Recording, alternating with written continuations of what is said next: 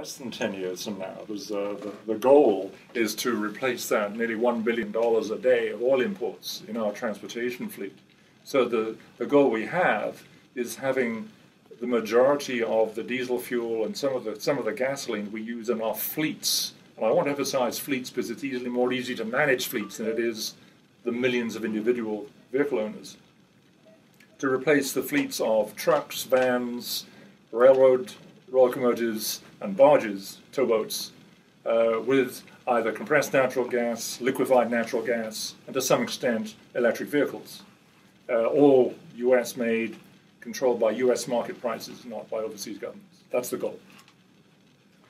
And I believe we're going to see this much less than in 10 years, because with having Marcellus and Utica here, I am just guessing that some companies would want to do a full circle business and capture all value-added line with owning maybe a couple of gas wells and building the gas stations and refurbishing their fleet.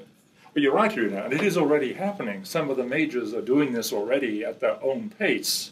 Shell, I think, has announced spending $300 million on a chain of LNG refueling stations. Chesapeake is investing in the clean energy stations. The trouble that I see in my background for implementing technologies is that it happens too slow to get our goal of replacing the $1 billion a day of imports quickly enough. As a country, we can't wait 10 years and go on spending $2 billion a day borrowing from overseas.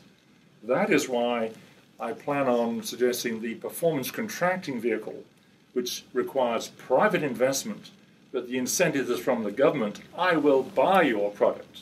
You invest in it. I will buy it. That's the power of the government policy, not government investment, which we all know is a very inefficient investment as a rule. So have the government make the policy and the purchasing decision, and the private sector invest and provide the technology.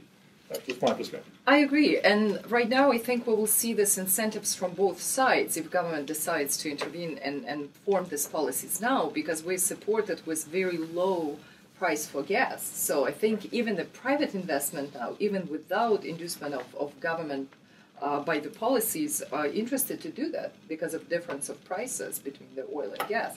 However, I would warn you that that's not going to last for a long time. The prices are going to get up. The price will increase. Luckily, at present, we have a roughly 6-to-1 difference in the price of an energy unit in oil versus in natural gas. That's a huge driver. That'll probably narrow maybe to only a 3-to-1 difference.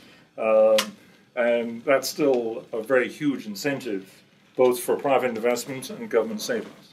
Yes, but we also shouldn't forget that we will face a competition with export, because the price for natural gas in other markets are still remain so high, and we have very rapidly growing markets of India and China, and those countries are going to demand more and more, and they won't allow the price to drop quickly. Well, that's very true, and we're seeing that already. We're already seeing an LNG import terminal being turned around, becoming an LNG export terminal to take advantage of global prices.